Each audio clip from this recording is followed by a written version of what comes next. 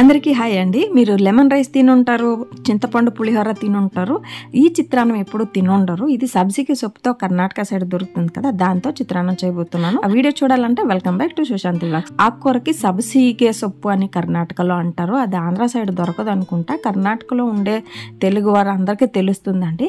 సబ్సిగే సొప్పు అంటే సబ్సిగే ఆకుకూర అని. ఈ ఆకుకూర మీరు చూసి ఉంటారు. నేను అక్కి రొట్టి తర్వాత వడలు ఏది చేసినా యూజ్ చేస్తాను. చాలా చాలా టేస్ట్గా వస్తుంది. ఇలా ఒక కట్ట సబ్సిగే ఆకుకూర తీసుకొని సన్నంగా కట్ చేసుకుని ఒక 2 నుండి 3 సార్లు క్లీన్గా వాష్ చేసుకోవాలి. ఎందుకంటే చిన్న చిన్న ఇసుక ఉంటుందండి, అంటే కొంచెం మన్నులాగా ఇసుకలాగా ఉంటుంది కదా. క్లీన్గా వాష్ చేస్తే మనం తినేటప్పుడు ఇసుక అనేది దొరకకుండా నీట్గా ఉంటుంది. ఇలా కొంచెం ఒక 5 నిమిషాలు నానబెట్టిన తర్వాత మనం వాష్ చేసుకుంటే ఇసుక అనేది వచ్చేస్తుంది. దీనికి కావాల్సిన పదార్థాలు కరివేపాకు 2 రెబ్బలు, 2 ఉల్లిపాయలు, పచ్చిమిర్చి ఒక 5 నుండి 6. చిత్రాన్నం అంటే కొత్తిమీర లేకపోతే బాగోదండి. కొత్తిమీర ఉంటే ఆ ఫ్లేవర్ రెట్టింపు టేస్ట్ ఇస్తుంది. దానికోసమని కొంచెం కొత్తిమీర తీసుకున్నాను. ఇప్పుడు ఉల్లిపాయ ముక్కల్ని సన్నగా చాప్ చేసుకోవాలి. చిన్న చిన్న ముక్కలుగా ఇలా కట్ చేసుకోవాలి. ఈ చిత్రాన్ని మీరు చేసుకుని ఇవ్వండి, పిల్లలు ఇష్టపడి తింటారు. స్కూల్ బాక్స్కి ఇచ్చినా కూడా బాక్స్ ఖాళీ అవుతుంది. అంత టేస్ట్గా ఉంటుంది.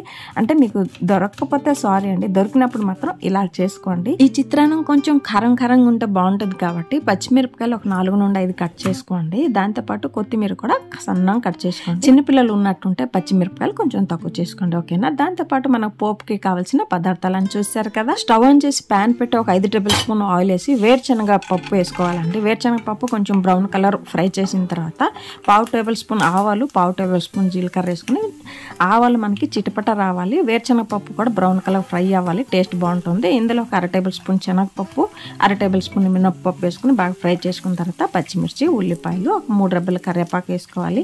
పచ్చి కరివేపాకు ఉంటే కానీ వేసినారంటే మీ చిత్రాన్నం ఇంకా రెట్టింపు టేస్ట్ అవుతుంది. ఫ్లేవర్ మంచి ఫ్లేవర్ ఇస్తుంది.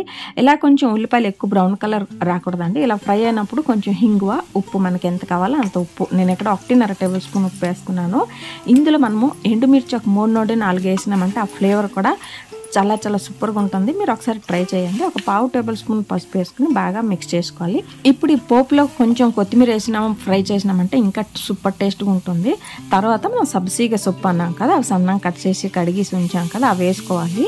అవి వేసి మనం కొంచెం ఆయిల్లోనే ఫ్రై అవుతుంటుంది కదండి, అలాంటప్పుడే మనకి టేస్ట్ అనేది చాలా బాగుంటుంది. ఇలాంటప్పుడు కొంచెం లో ఫ్లేమ్ చేసుకుని ఫ్రై చేసుకోవాలి. తర్వాత ఇందులో కొబ్బరి తురుము, కొంచెం నిమ్మకాయ రసం, ఒక నిమ్మకాయ తీసుకున్నాను. పులుపుకుంటే బాగుంటుంది కదా. వేసుకున్న తర్వాత బాగా ఒకసారి మిక్స్ చేసుకోండి. ఈ ఆకుకూర వచ్చి లో ఫ్లేమ్ లో ఫ్రై అయ్యిందంటే ఆయిల్ లో చాలా టేస్ట్గా ఉంటుందండి. ఇప్పుడు ఇందులో వైట్ రైస్ వేసుకోవాలి. వైట్ రైస్ వేసుకుని ఒకసారి బాగా మిక్స్ చేసుకోవాలి. చేసుకున్న తర్వాత ఇప్పుడు ఇందులో మనం సన్నగా తరిగిన కొత్తిమీర వేసుకోవాలి. ఒక రెబ్బ పచ్చి కరివేపాకు వేసుకున్నామంటే చూడడానికి కలర్ఫుల్ గా ఉంటుంది, తినడానికి కూడా అంతే టేస్ట్గా ఉంటుంది. మీరు ఈ వీడియో చూస్తుంటే తినాలి అనిపిస్తుంది కదా, అలాంటప్పుడు ఈ ఆకుకూర దొరికినట్టుంటే వదలొద్దు, తెచ్చి చిత్రాన్నం చేసుకుని తినండి.